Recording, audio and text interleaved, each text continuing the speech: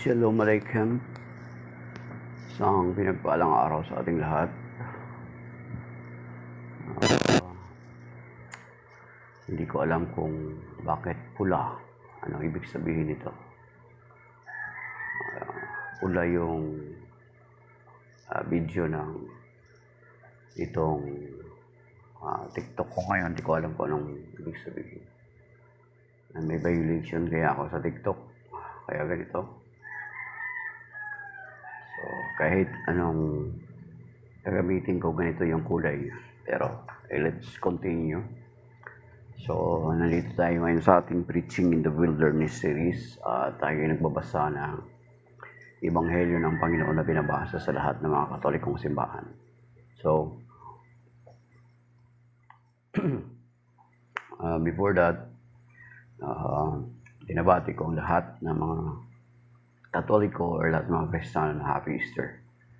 At binabati ko rin yung mga regular natin na kasama, si Brother June, Joseph Quijano, si Kuya Romy Nunez, si Mystery of Faith, at yung iba pa nating sumusubaybay na laging sumasama sa atin. So, that before we will start, let's have a short prayer.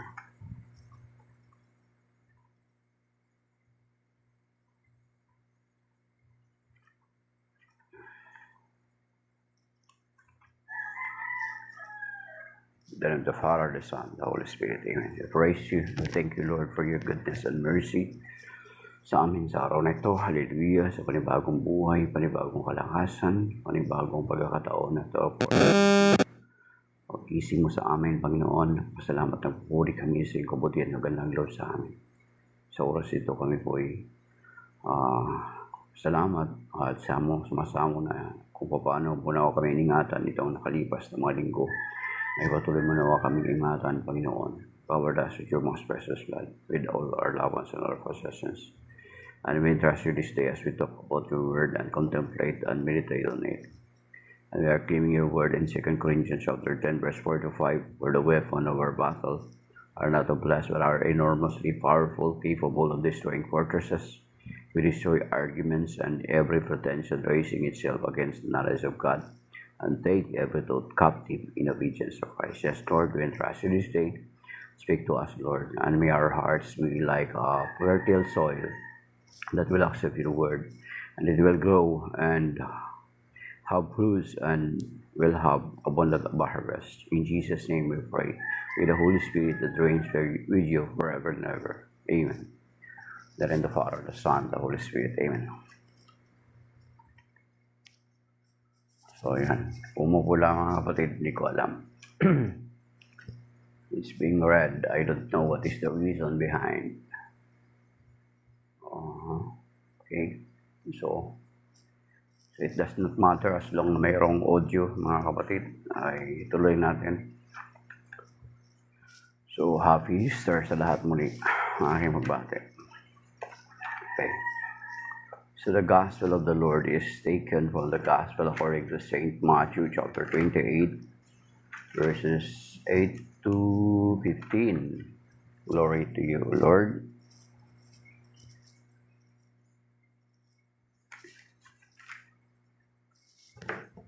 Okay. Then they went away quickly from the tomb, fearfully, yet overjoyed, and ran to announce this to his disciples. And behold, Jesus met them on their way and greeted them. They approached, embraced his feet, did him homage. Then Jesus said to them, "Do not be afraid. Go tell my brothers to go to Galilee, and there they will see me." While they were going, some of the guard went into the city and told the chief priests all that had happened. They assembled with the elders and took counsel. Then they gave a large sum of money to the soldiers, telling them, "You are to say his disciples came by night and stole him while we were asleep. If this gets to the ears of the governor, we will satisfy him and keep you out of trouble." The soldiers took the money and did as they were instructed, and this story has circulated among the Jews to the present day. The Gospel of the Lord. Praise to you, Lord Jesus Christ. Ayan, mga kapatid. So, thank you. God bless, Angel. Okay. Jenny, 34. Thank you for follow. Ayan. 84 na nag-likes. Okay. So, ang Ebanghelyo ngayon, mga kapatid, is about the resurrection of our Lord Jesus Christ.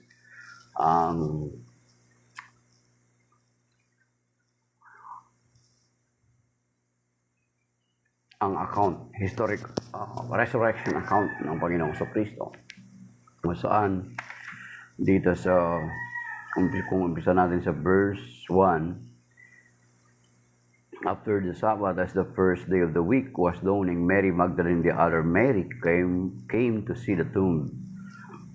And behold, there was a great earthquake, where an angel of the Lord ascended from heaven, uprose, rolled back the stone, and sat upon it. His appearance was like light, and his clothing was white as snow. The guards were shaken with fear of him, and became like dead men. Then the angel said to the woman in reply, "Do not be afraid. I know that you are seeking Jesus, the crucified. He is not here, for he has been raised, just as he said. Come and see the place where he lay. Then go quickly and tell his disciples, he has been raised from the dead, and he is going before you to Galilee. There you will see him. Behold, I have told you." Yan. So yan yung mga kapatid, yung umpisa ng Ebanghelyo kung saan sina Maria Magdalena ang maagang-maaga na pumunta doon sa libingan para tingnan ang Panginoon Kristo. Kasi alam naman natin, kung babalikan natin yung before pa man i-accuse ang Panginoon Kristo, bago pa man siya hulihin, bago pa siya bugbughin at ipako sa krus, ay 3 beses po niya sinabi na siya ay pupunta sa Jerusalem, papatayin, ngunit sa 3 araw ay muli siyang mabubuhay. So yun yung sinabi ng Panginoon Kristo. That is why si Maria Magdalena ay pumunta sila sa libingan, just maybe to check. Kasi hindi naman sila, andun pa rin yung doubt nila, yung mga batid, especially the disciples. Pero ito si Maria Magdalena, makita natin na meron siyang, possibly, meron siyang pagdududa sa kanyang puso, pero pumunta siya ng madaling araw ng linggo just to see if ang Panginoong Kristo ay talagang muling nabuhay. So, ibig sabihin, mas mataas yung pananalig ni Maria Magdalena. Unlike sa mga disciples na takot sila at sila ay nagdududa doon sa sinasabi ng Panginoon. Kung babalikan natin ang Ebanghelyo, mga kapatid, makikita natin doon na nung sinabi ng Panginoon Kristo na pupunta sa Jerusalem, mamamatay siya, di ba? Sinaway siya ni San Pedro na hindi mangyari yun. So, ang nirebuke si San Pedro. So, hindi nila maintindihan. 3 beses yun actually, mga kapatid. Pero itong si Maria Magdalena ay isang babaeng may pananampalataya na pumunta siya sa libingan just to check kung tunay nga nung nabuhay ang Panginoon Kristo. At dito nga nila na-encounter ang anghel na sinabihan sila na pumunta sila sa mga alagad at sabihin sa mga alagad na nabuhay ang Panginoon Kristo. Kaya nga sa atin sa Catholic Church, mga kapatid, is tinatawag si Maria Magdalena as a disciple, as an apostle to the apostles. Kasi ang kahulugan ng apostle is sinugo. So dito makikita natin na sinasabi na sinugo si Maria na sabihin sa mga apostol na nabuhay ang Panginoong Kristo. Yan. So ibig sabihin, ipinapakita ng Ebanghelyo dito, mga kapatid, na hindi kumo ikaw ay mm, malapit na sa Panginoon, hindi ko muna kumbaga so parang mas matagal na sa paglilingkod sa Panginoon, pero there are times na ikaw mismo yung manghihina at may ipapadala ang Panginoon para kayo muli ay palakasin. Di ba? Kasi si Mary Magdalene is considered as an apostle to the apostles. So it doesn't mean, halimbawa matagal ka na sa paglilingkod, is may mga pagkakataon din sa buhay mo na nanghihina ka at minsan yung mga taong ine-expect mo na hindi mo naman inaasahan na ipapadala ng Panginoon para palakasin muli yung kalooban mo. Di ba mga kapatid? So, ang kailangan lamang nating gawin is huwag nating sarhan ng ating sarili. Kasi God can use each and every one of us to strengthen us, mga kapatid. Huwag nating sabihin, sino ka ba? Di ba? Hindi natin pwede sabihin ganun. Sino ka ba? Mas matagal akong naglingkod sa iyo. Mas matagal akong mas marunong ako. Di ba? Pwede na sabihin yun kay Mary Magdalene. Di ba? Pwede ka nilang, sino ka ba? Di ba? Sasabihin nila yung mga dating background ni Mary Magdalene. Sabihin nila yung ganun. So, pwede nilang sabihin. Pero hindi. Kasi ginamit ng Panginoon si Mary of Magdala na ipalakasin yung kalooban ng mga alagad. Magdala siya ng magandang balita. So, kaya kapag may mga sa panahon na nanghihina tayo, may mga tao na pinapadala ang Panginoong Jesucristo na palakasin yung ating kalooban. And here comes Mary of Magdala. Na alam naman natin na si Mary of Magdala sa banal na kasulatan, even sa ating kasaysayan, sa ating pagbabasa ng Biblia, ina-attribute natin si Mary of Magdala as yung pinalayasan ng Panginoon ng 7 demonyo. At kinuconnect natin sila sa babae na sinasabi na siya yung makasalanan na nahuli sa pakikiapid and then namuntik ng batuhin at nakaligtas dahilan doon sa ginawa ng Panginoon. Kaya ganun na lamang yung kanyang pagmamahal sa Panginoong Jesucristo. Na simula noon, sunod siya ng sunod sa Panginoon. Okay, ito, sabi mga kapatid.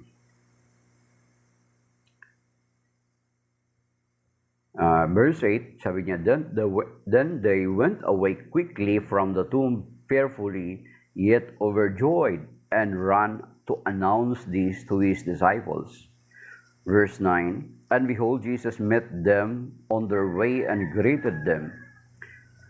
They approached, embraced his feet, and did him homage. Then Jesus said to them, Do not be afraid. Go, tell my brothers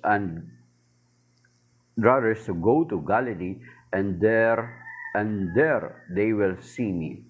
So, narinig ko dati mga kapatid, bakit sa Galilee, sila sinasabi ng Panginoon na pumunta? Okay? Diba? Bakit hindi sinabi ng Panginoon, pumunta sila rito sa libingan? Diba mga kapatid? Bakit hindi sinabi ng Panginoon na pumunta sila dito sa libingan at makikita nila ako? Bakit sa Galilee?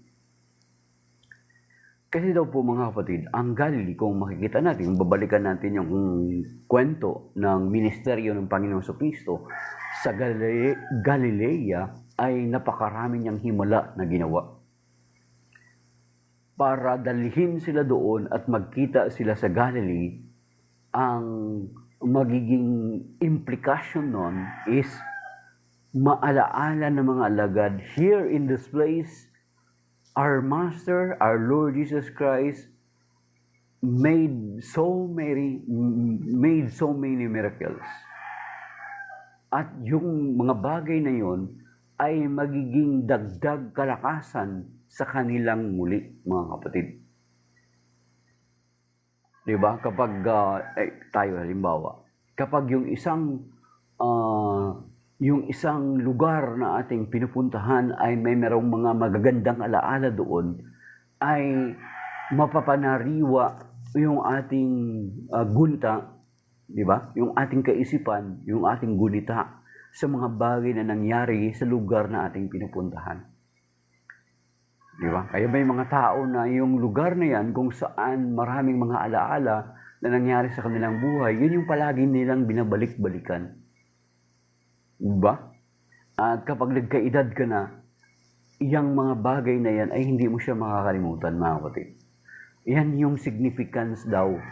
Yan daw po yung significance. Bakit sa Galilea sila sinabihan ng Panginoon na pumunta at doon sila magkita, mga kapatid? You see? So, yun yung sinasabi ng banal na kasulatan. Yun yung reason. Kaya kung minsan, kung gusto mong mapalakas or mapanariwa, alam mo, kahit sa relationship, kahit sa mag-asawa, di ba, ginagawa din yan ng mga mag-asawa. For them na, halimbawa, may gusto silang i-reminisce, may gusto silang i-recall, may gusto silang alalahanin. Di ba, babalik yan sila sa lugar kung saan marami silang mga memories or mga pangyayari sa buhay nila na napakahalaga sa buhay nila na nangyari sa lugar na yon. Di ba? Yun yung usual na ginagawa. At ito rin ang ginawa ng Panginoon sa kanyang mga alagad. For them to remember na in this place, I did so many miracles. Why you can't believe until now that I was raised from the dead. Diba? Something like that. Na bakit hindi kayo makapaniwala? Samantalang sinabi ko sa inyo na ako'y papahirapan, ngunit sa 3 araw ay muli ako mabubuhay, mga kapatid. So yun, Galilee. Kaya kung gusto rin natin, tayo, para kung gusto nating mapaniriwa, mapalakas at mapatatag ang ating pananampalataya, ano ba yung Galilee natin? Diba? What is our Galilee? Most possibly, dapat ang pinaka-primary Galilee natin is the church. Bakit? Doon natin makakatagpo ang Panginoon. Doon natin marinig yung kanyang salita. Sa mga wall, nakasabit yung mga, nakalagay yung mga larawan ng mga imahe ng mga santo. Mag-recall sa atin kung gaano kadakila ang iyong Diyos sa buhay nila. Diba? Maalaala natin. Yung mga larawan ng mga imahe ng mga santo, yun yung magpapaalaala sa atin na ang Diyos ay gumawa ng mabuting bagay sa kanila. So kung ang Panginoon ay gumawa ng mabuting bagay sa kanila, ganun din tayo. So yun yung ang ating Galilee, mga kapatid, ay ang simbahan. The church. Mga kapatid, ang simbahan ng ating Galilee. Kaya sa tuwing magpunta tayo sa simbahan, ay pinapalakas ang ating kalooban, mga kapatid. At lalakas ang ating kalooban. Kasi yung mga marinig natin na salita ng Diyos, yun yung magpapalakas sa atin. Hindi na, mga kapatid, parang may naamoy akong ihi ng aso sa labas. Kailangan ko munang buhusan.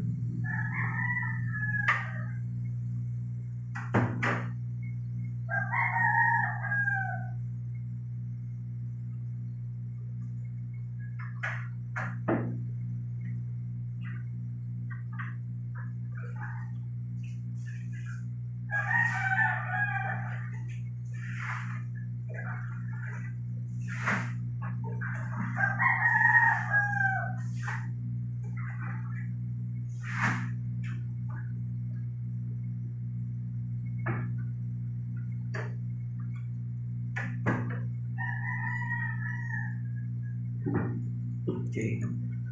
Shalom. Arvin. Si Arvin. Affiliate official. Thank you sa mga likes. So yun know, batid, yun yung Galilee, yun yung purpose.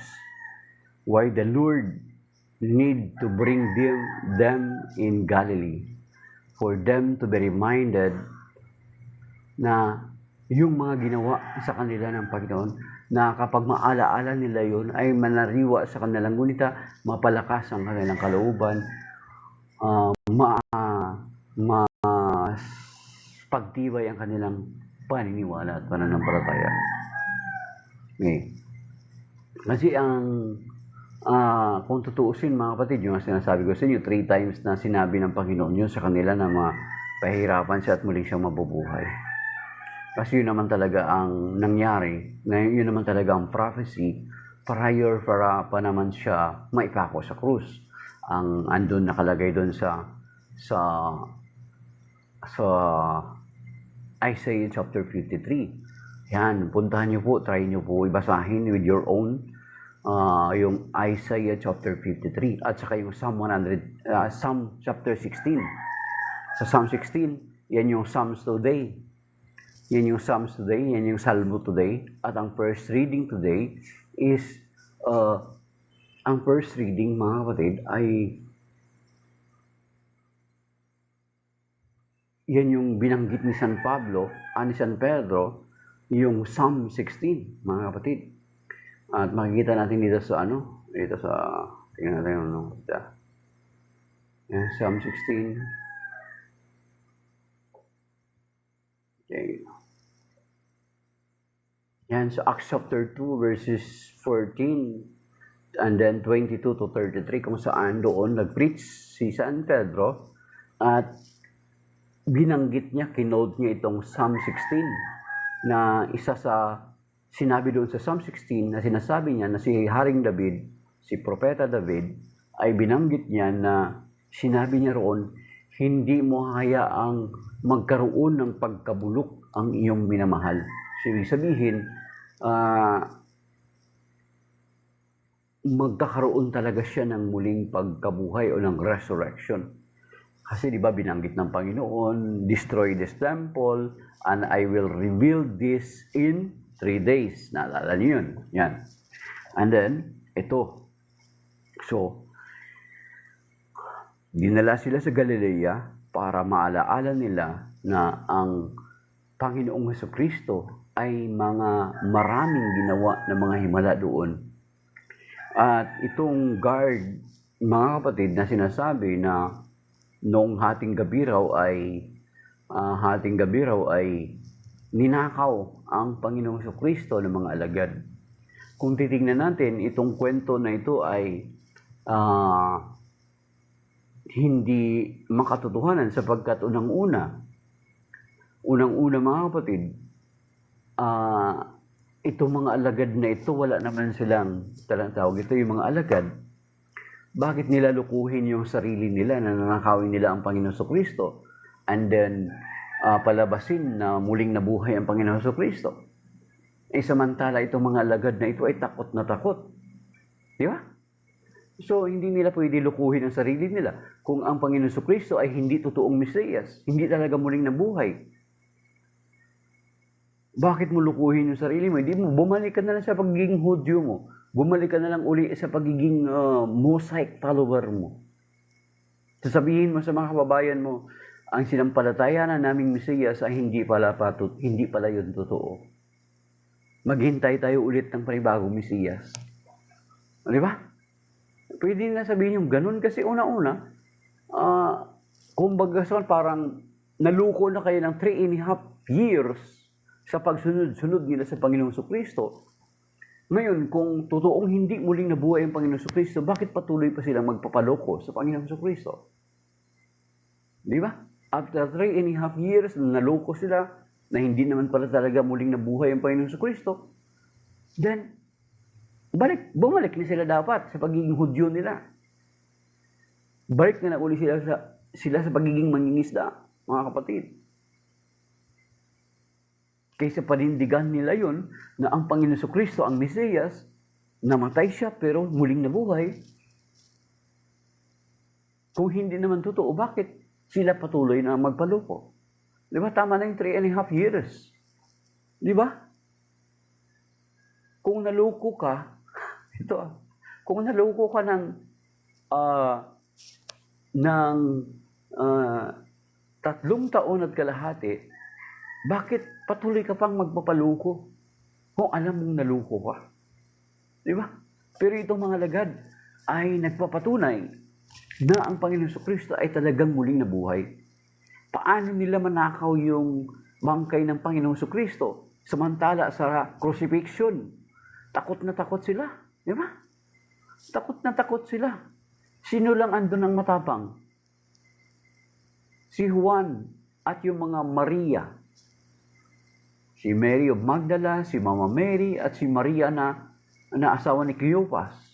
Mga kapatid, the rest of the apostles ay tumakas. Sa takot nga ni San Pedro, tinatuwa niya ang Panginoon Kristo. So all of them natakot. So how come na manakaw nila ang bangkay ng Panginoon Kristo at palabasin na muling nabuhay ang Panginoon Kristo? It cannot be, mga kapatid.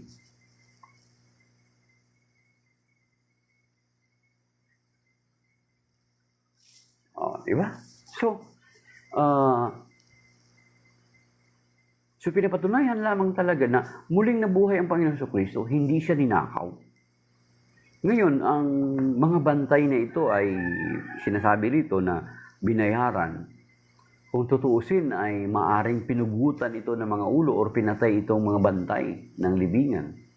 Kasi papaanong nanakawan kayo or papaanong naisahan kayo, nasalisihan kayo para nakawin ang bangkay ng isang nakalibing.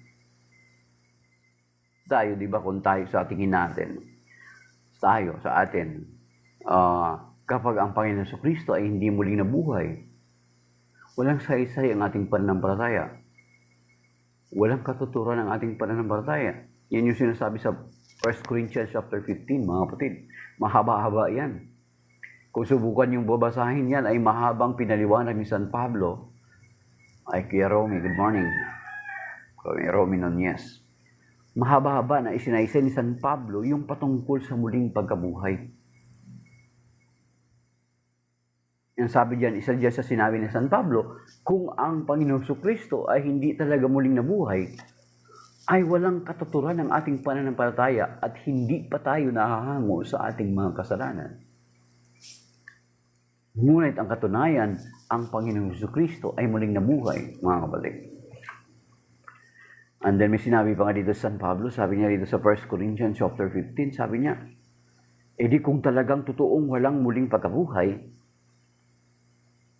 yun sa 1 Corinthians chapter 15 verse 12. Ito sabi dito, na ngayon, kung ipinangaral na si Kristo ay nabuhay na muli, paanong sinasabi ng ilan sa inyo na walang pagkabuhay? Yan. Na walang pagkabuhay na muli ang mga patay. Kung walang muling pagkabuhay ang mga patay, si Kristo ay hindi rin nabuhay na muli. Subalit kung si Kristo ay hindi muling nabuhay, walang kabuluhan ang aming pangangaral. At wala ring katuturan ng inyong pananampalataya. Verse 13, at kami magiging mga bulaang saksi ng Diyos sapagkat sumaksi kami laban sa Diyos na binuhay niya si Kristo na di masasabing binuhay niyang muli. Okay. Ang Bible ko na ginagamit ay ang Banal na Biblia ng St. Paul Publication. Sabi rito basa na yung tuloy. Sabi rito, kung ang mga patay ay di muling nabubuhay, sapagkat kung ang mga patay hindi bubuhay muli, hindi nga nabuhay na muli si Kristo. At kung si Kristo ay hindi muling nabuhay, walang katuturan ang inyong pananampalataya at kayo ay nasa inyong mga kasalanan pa. Kung gayon, ang mga nahimlay kay Kristo ay napahamak. Kung iniasa lamang natin kay Kristo ang para sa buhay na ito, tayo ang kahabag-habag sa lahat ng mga tao. Verse 20, 1 Corinthians 15:20, datapwat si Kristo ay muling nabuhay nga, ang pangunahing bunga ng mga himlay, yamang sa pamagitan ng isang tao ay dumating ang kamatayan, sa pamagitan din ng isang tao ay dumating naman ang muling pagkabuhay ng mga patay. Okay. Yan mga kapatid.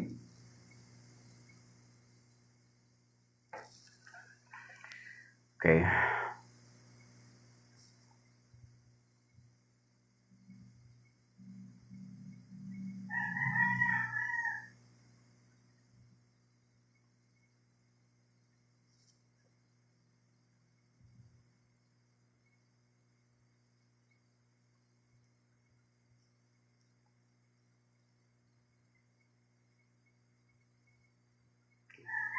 Verse 3, 1 Corinthians 15:29.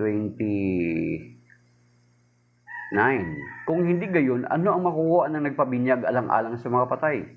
Kung ang mga patay ay tunay na di nabubuhay ng muli, bakit pa nagpapabinyag ang mga tao nang dahil sa kanila?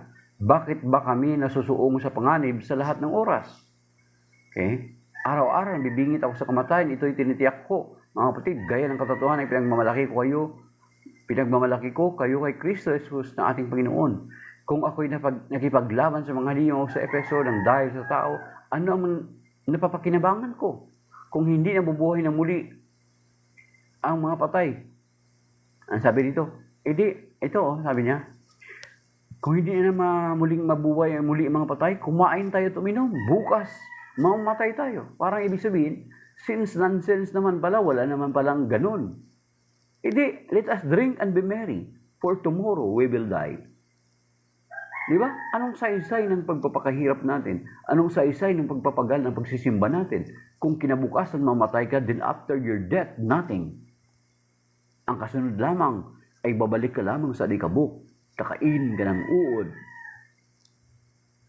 Di ba? So what for? Kung walang muling pagkabuhay, anong saysay ng ating paglilingkod? Anong saysay ng ating pananampalataya? Kung babasahin natin itong buo na ito, walang katuturan ng ating pananampalataya kung ang Panginoon Kristo ay hindi muling nabuhay. Ngunit ang katibayan, ang Panginoon Kristo ay muling nabuhay. Bakit? The empty tomb, the witnesses, and then the testimony of His disciples. They offer themselves, their testimony, ay pinapatakan nila ng kanilang sariling dugo bilang katibayan na totoong muling nabuhay ang Panginoon Kristo. Kasi kung hindi na muling nabuhay ang Panginoon Kristo, bakit ka magpatuloy? Naloko ka ng 3.5 years, mga kapatid? Kung baga sa nabudol ka na, bakit nagpapatuloy ka pa rin sa pagkaloko? Di dapat magising ka na. Di ba? 3.5 years kang niloko, then after that, magpapaloko ka pa rin? At manloko ka pa rin? What will be your benefit from it? Kung manloko ka. Sabi ko nga sa inyo, yung 3.5 years na yun, pwede nating sabihin na, we've been deceived for 3.5 years. That's enough. Balik na lang tayo sa ating pagiging tunay na pagiging Hudyo at maghihintay tayo muli ng Mesiyas. Ang pananaw nila sa Mesiyas ay isang hari, katulad ng binanggit ngayon sa first reading sa Acts chapter 2. Siya ay descendant ni King David, ang hari na mandirigma, gagamit ng lakas para sila maligtas. Yun yung kanilang concept ng pagiging Misaya, ng pagiging Kristo. Yun yung kanilang konsepto, mga kapatid. Ay, Pablo, good morning. Pero sa atin, ang Mesiyas natin ay ang linaw ng sinasabi na ang Mesiyas na ito ay andun sa Isaiah chapter 53. Ewan ko lang kung nabasa nyo na yung Isaiah chapter 53. Ewan ko lang si Pablo kung nabasa nyo yung Isaiah chapter 53 at saka si Kuya Romy Nunez. Nabasa nyo ba yung Isaiah chapter 53? So, Yan nakalagay doon mga kapatid. Ang pagliligtas na gagawin ng Panginoon ay sa paraan niya, hindi sa paraan natin. Ang paraan niya ay kakaiba sa paraan natin. Yan yung hindi matanggap ng mga Hudyo. Because hindi nakapit sa kanilang thinking, sa kanilang paradigm, sa kanilang expectation, ang gagawin ng Panginoon. Ay nakalagay sa Isaiah chapter 55 verse 8 and 9, ang linaw doon mga kapatid. My ways are not your ways, my thoughts are not your thoughts. Yung sinasabi doon mga kapatid.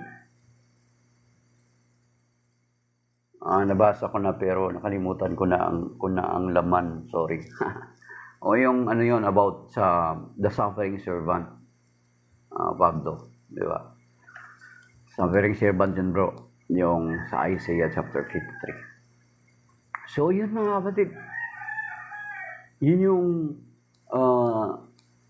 yung hindi siya matanggap ng mga Hudyo. Even the disciples, mga kapatid, di ba? Kaya nga nauna pa sa kanila si Maria Magdalena sa tomb para i-check kung nabuhay ba talaga muli ang Panginoon sa Kristo.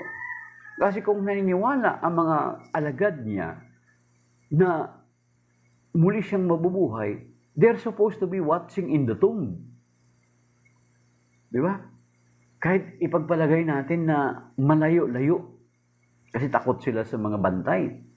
Pagpalagay natin ganun, mag-aabang sila sa malayong lugar for them to check kung talaga mabubuhay ang Panginoon sa Kristo. Ano kaya mangyari? Diba?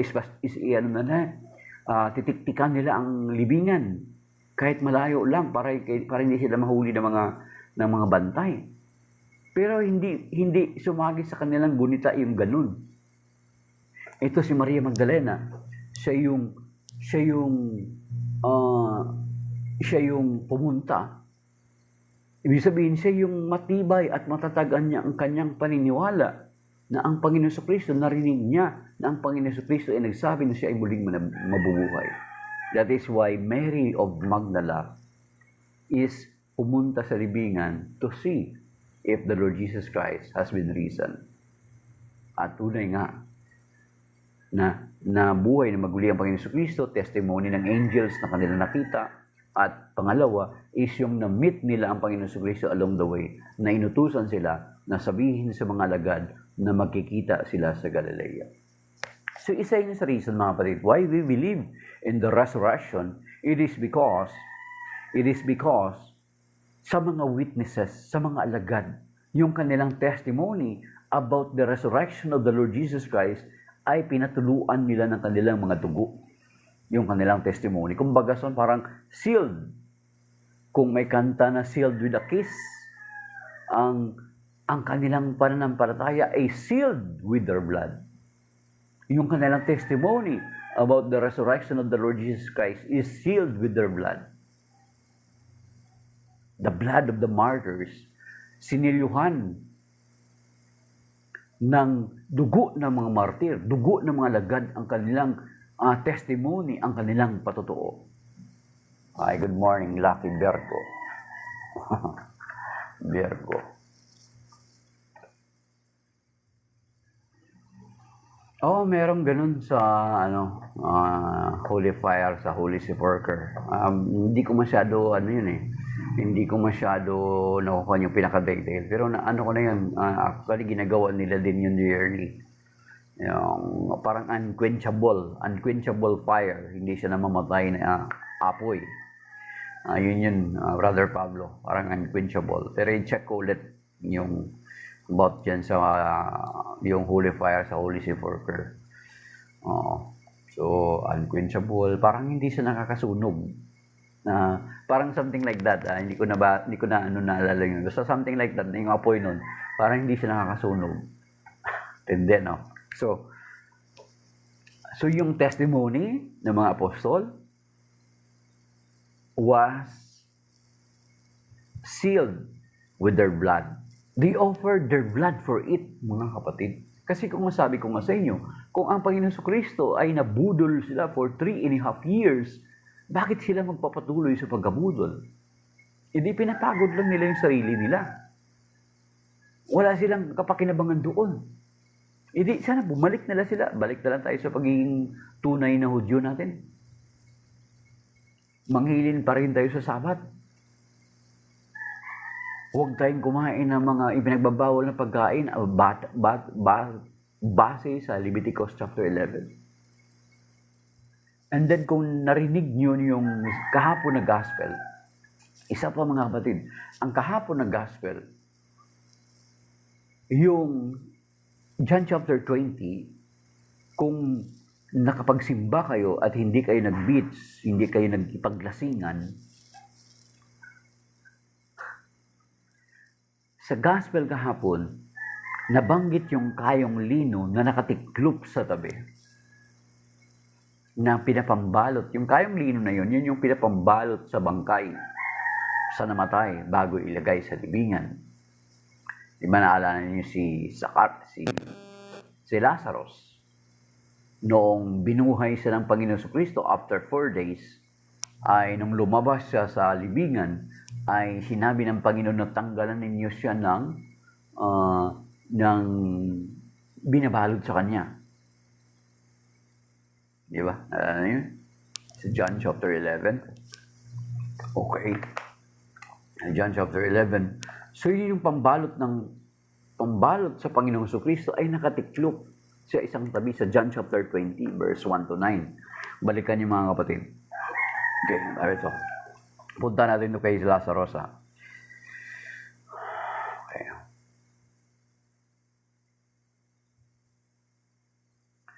So John 11 John chapter 11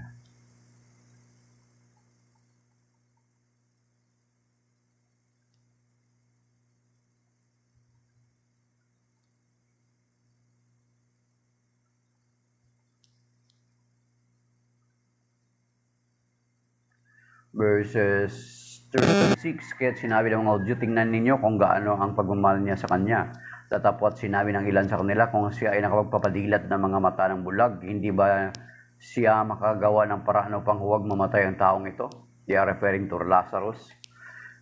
Kaya muling nagbuntong hininga ng malalim si Jesus at naparoon sa libingan. Ito ay isang yungib na tatakpan ng isang bato. Ani Jesus, alisin ninyo ang bato, sinabi sa kanya ni Marta, na kapatid ng namatay. Panginoon, mabaho na siya ngayon, 4 na araw na siyang patay. Sumagot si Jesus, hindi ba sinabi ko na kung ikaw ay sumasampalataya, ay makikita mo ang kaluwalhatian ng Diyos? Pagkaalis nila ng bato, tumingala si Jesus ang sabi, Ama, nagpapasalamat ako sa iyo sapagkat dinig mo ako. Batid ko na lagi mo akong pinapakinggan, ngunit sinasabi ko ito alang-alang sa mga taong nasa paligid ko upang sumampalataya sila na ako'y sinugo mo. Pagkasabi nito, sumigaw siya, Lazaro, lumabas ka. Kapag nakay lumabas ang patay, natatalian pa ang mga kamay at mga paa ng mga pamikis at nababalot ng birang ang mukha. Ani Jesus sa kanila, kalagan niyo siya at pabayaang lumakad. So, nakabalot siya.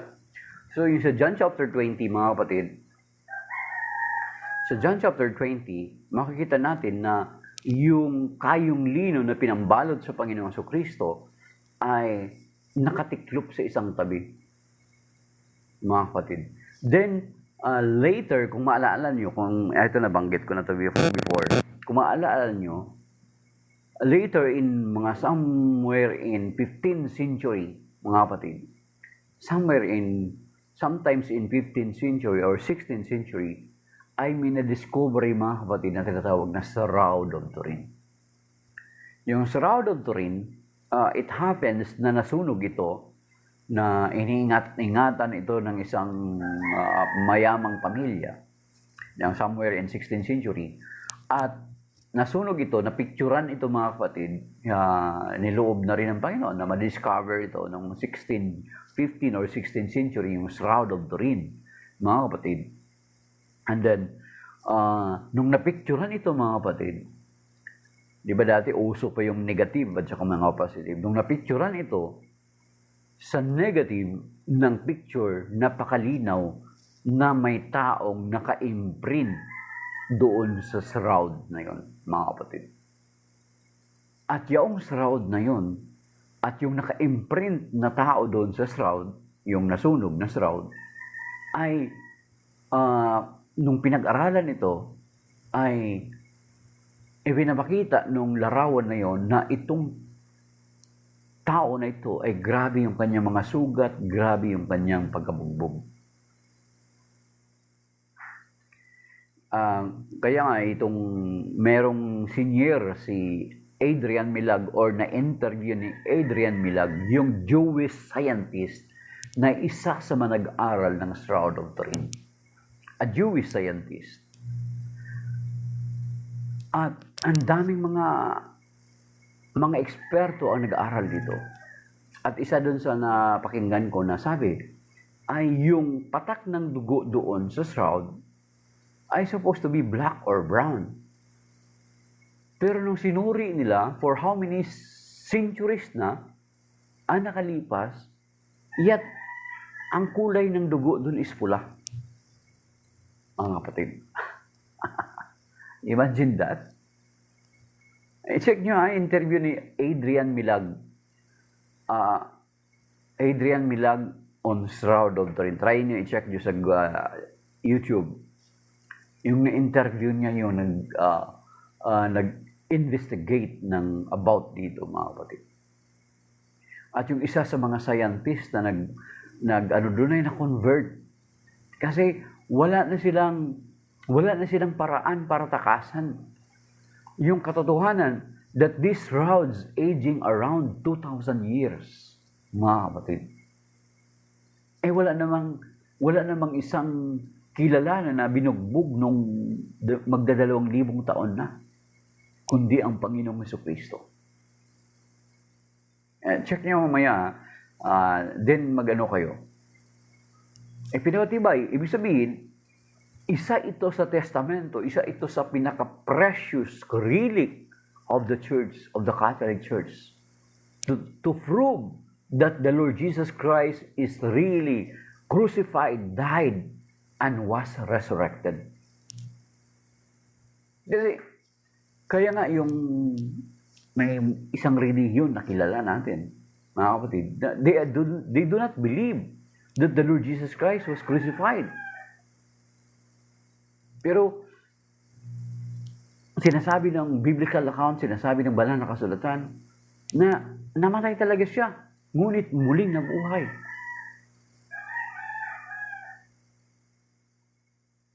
Hindi lang haka-haka.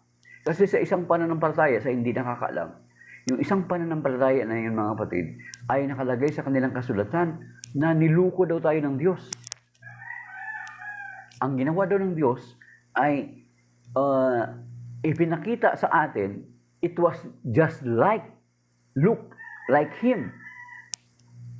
But actually, He is not. Parang ibig sabihin, parang sinasabi nila, niluko tayo ng Diyos, pinaniwala tayo ng Diyos na ipinako natin ang Mesiyas, ngunit hindi naman pala niluko daw tayo. Yun yung kanilang paniniwala. Pero, sino yung paniniwalaan natin? Yung banal na kasulatan, yung mga eyewitnesses, yung sumunod mismo sa Panginoon Jesucristo, o sila na lumutang lamang after more than 500 years? Whom to believe? Diba? Of course, magkukote sila ng verse sa Bible. Ikinukote nila yung Hebrew chapter 5 verse 7, mga kapatid. Pero ang nakalagay doon, nung ang Panginoong Jesucristo ay dito pa sa lupa, sumamo siyang umiiyak. Nailigtas siya. At siya na may pinakinggan. Kaya, yun yung basis nila na ang Panginoong Jesucristo ay hindi muling hindi namatay. So therefore, kung hindi namatay, hindi nailibing. So therefore, kung hindi nailibing, wala muling pagkabuhay. But the fact na sinasabi ng banal na kasulatan na ang Panginoong Jesucristo na siya mismo ang nagsabi, sino yung paniniwalaan natin? Na siya mismo nagsasabi, pupunta ako sa Jerusalem at ako'y pahirapan. Ngunit sa 3 araw ay muling mabubuhay. So therefore, ang paniniwalaan natin ang Panginoon Kristo. Kasi ang sinasabi niya sa John chapter 14, di ba? Verse 6, I am the way, the truth, and the life. Siya yung katotohanan. So therefore, kaya nga si San Pedro nung sinabi na, huwag na huwag mangyari yan sa iyo, Panginoon. Di ba? Doon sa Matthew chapter 16. Matthew chapter 16 ba yun? Or Matthew chapter 10? Anong sabi ng Panginoon? Get behind me, Satan. Okay? Kaya yung mga tao na yun, kapag hindi nila pinanampalatayanan na muling na mamamatay ang Panginoon sa Kristo, may ipapako sa krus at mamamatay, isa sila dun sa rebuke ng Panginoon. Get behind me, Satan. Kasi yun yung sabi natin, yun yung sinasabi natin, that the ways of the Lord is different from our ways. Our thoughts are different from the thoughts of the Lord. Yan mga kapatid.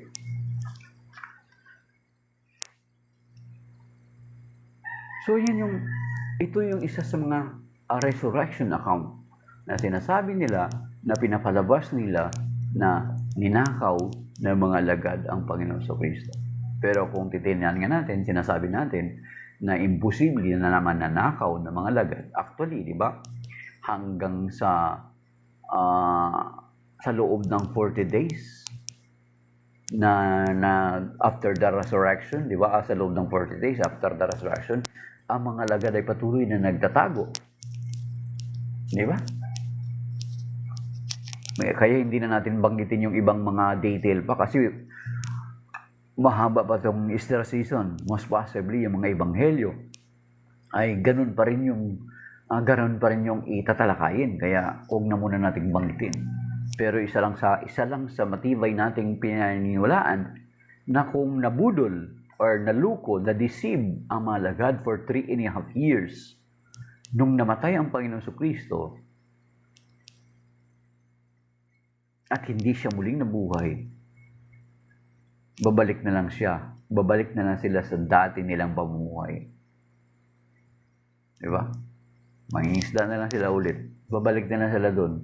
Wala pa silang kalaban. Hindi pa sila target na mga kababayan nila mga Hudyo. Diba? So, hindi siya pwedeng manakaw kasi unang-una, sinabi nga natin, takot na takot yung mga alagad. Nagtatago sila. Sa loob ng 40 days na yun, na habang kasama-sama nilang Panginoon sa Kristo, nagtatago sila. So yun nga sabi natin, hindi na muna natin banggitin. Huwag natin i-preempt kasi sigurado matatalakayan natin. So isa yan, naniniwala tayo na muling nabuhay ang Panginoon sa Kristo. Kaya nga ang sinasabi dito, sa Romans chapter 10 verse 9, mga kapatid, try to imagine yung statement dito. Sabi dito sa Romans chapter 10 verse 9, for if you confess with your mouth that Jesus is Lord and believe in your heart that God raised Him from the dead, you will be saved. So yan, mga kapatid, napakabigat na statement na kapag pinapahayag ng iyong mga labi na siya'y muling binuhay, maliligtas ka. So you see, yung assurance na kalakip ng profession, kalakip ng profession of faith natin that He was raised from the dead. Kaya nga, di ba yan yung sa atin sa Catholic Church, inuulit-ulit lagi yan. Si Kristo'y namatay, si Kristo'y nabuhay, si Kristo'y babalik sa wakas ng panahon, mga kapatid. At yan ay pinagtitibay ng banal na kasulatan, pinagtitibay ng mga mananampalataya, ang dugo ng mga martir. And take note, lumaganap ang pananampalataya sa buong mundo, it is because of continuous miracle na ginagawa ng Panginoon bilang katibayan na sinugo niya yung kanyang malagad at bilang katibayan na muli siyang nabuhay. Mga kapatid. So yun. So maybe that is by now, mga kapatid, kasi bukas sigurado yan ulit ang ating pag-uusapan. So, shalom. Maraming salamat sa lahat ng likes. Yung mga flood likes, yung iba kaya umabot ng 1K na likes. And then yung mga nagtap ng screen, yung kahit yung hindi man, ay si Pieromi, Elia, Rosario, Marisa, Sanson, yung totoong Alpha Sigma Risler. So, shalom mga kapatid. At Kuya Romy, hindi ko mawari bakit pula itong nakapula itong color ng ng video. Hindi ko alam kung anong gagawin ko rito. May violation ba ako? Warning ba ito ni TikTok? So, okay. So, mayroon akong isang account doon. Ko lang, yung like kong ministro. Ayun, yun yung isa kong sa account. Baka paki-like na lang Kuya Romy. Ay, Brother Joseph John Quijano. Happy Easter po. Medyo late kayo, Brother John. Pinag-usapan ka namin. Ay, hindi na namin ulitin. So, yun lang mga kapatid. So, shalom, happy Easter sa lahat. Tunay na sinasabi ng banal na kasulatan. Kaya nga, kung babalikan natin yung sinabi ko sa inyo kanina, baka sa unit. Hindi naman kung sa camera naman, okay naman. Kapag i-click ko na yung live sa TikTok, biglang mag-iiba yung kulay. Ganito parang pula. Pula din ba sa inyo? Ang tingin nyo sa akin dyan? Pula? Ito pula kasi Pula yung niya, yung mapula yung kuan niya. Hindi ko lang alam kung anong settings ang dapat kong gawin dito. Yun nga. So, hindi ko alam kung warning by law whatsoever. So, tingnan na lang natin kung ano. So, yan mga kapatid. Kaya nga doon sa sinabi natin kanina, sa binanggit natin kanina, sabi doon sa 1 Corinthians chapter 15, mahaba-abang diskusyon ni San Pablo patungkol sa muling pagkabuhay. Kaya nga doon sa okay lang bro, may lahi tayong artista. So sana ganun, kahit pula lang siya, tuloy-tuloy lang, basta wag lang i-block ni TikTok, no? Loobin ng Panginoon, Jesus name, i-claim it, amen, hallelujah. So, kaya nga doon sa Corinthians, yung mahaba-haba na discussion yun, doon sa 1 Corinthians chapter 15, ay mahaba-habang discussion yun about the resurrection. And then St. Paul concluded sa verse 58, sinasabi niya, sa 1 Corinthians chapter 15, verse 58, sabi niya, kaya nga mga kapatid, magpakatatag kayo at magpakatinag sa gawain para sa Panginoon. Yamang alam ninyo na hindi masasayang ang inyong pagpapagal para sa Kanya. Amen. Shalom. So, hindi masasayang yung ating pagpapagal sa Kanya. So, therefore, magpatuloy tayo mga kapatid sapagkat alam natin na sa ating pagpapatuloy ay let us continue to run the race. Okay? Hanapin natin Ano ba yun? Sabi niya, let us continue to run the race lead before us. Okay? Kay Timoteo yun, sinabi ni San Pablo. Hanapin natin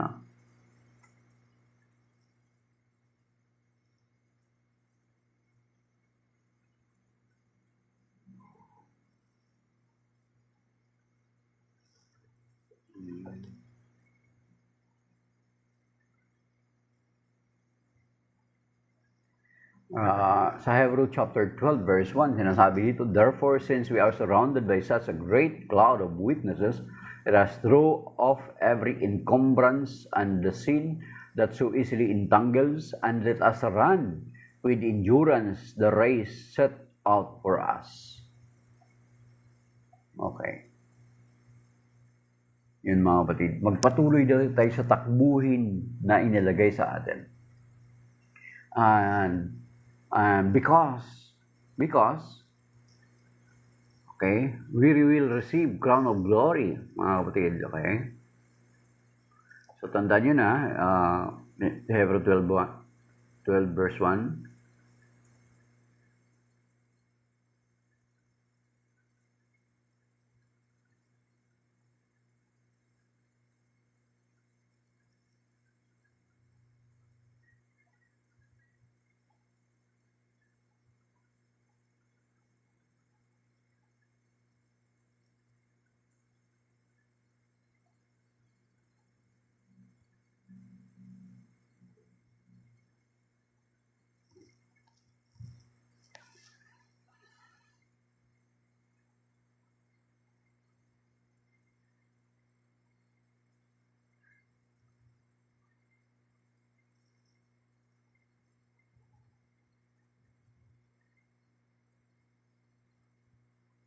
Okay. Yung sa mga kapatid, sa 1 Peter chapter 5 verse 4, when the chief shepherd appear, we will receive a crown of glory from Him. So, kaya magpatuloy tayo sa takbuhin na meron tayo sa ating harapan, sapagkat yun nga, ang sabi ni Saint Paul, yung pagpapagal natin para sa gawain ng Panginoon, sa mga ginagawa natin ay hindi masasayang. Hindi masasayang yung ating pagpapagal, hindi masasayang yung ating ginagawa o paglilingkod na ginagawa natin sa Panginoon at sa ating kapwa. So, Shalom! That is by now, mga kapatid. May God bless us and keep us safe and sound sa araw na ito, mga kapatid. At may God bless us and keep us safe. And I am continuously praying for those mga homeless nating mga kababayan. And then, yung asawa ni Brother Calix, si Brother Dominic Navarro, at iba pa mga tao na ating pinagpipray, abuti nawa sila ng Panginoon, kahabagan nawa sila ng Panginoon as sa favor, sa merits ng Easter season na ito na ating ipinagdiriwang. So that is by now, mga kapatid, Shalom, and may God bless us and keep us safe and sound sa araw na ito. Ligtas nawa tayo ng Panginoon sa stroke, sa hypertension, sa kidney failure, at sa mabigat ng mga pagsubok at mga karamdaman, maging sa disgrasya, sa anumang sakuna. At iligtas din tayo sa road rage, mga kapatid. So, may the peace and humility and kindness and serenity of the Lord be with us always. And the fruit of the Holy Spirit ay magmanifest sa atin, maging sa mga taong makakasalamuha or makakatagpo natin sa daan. So, that is by now, my dear brothers and sisters. Signing off, mga kapatid. See you bukas kung loobin ng Panginoon.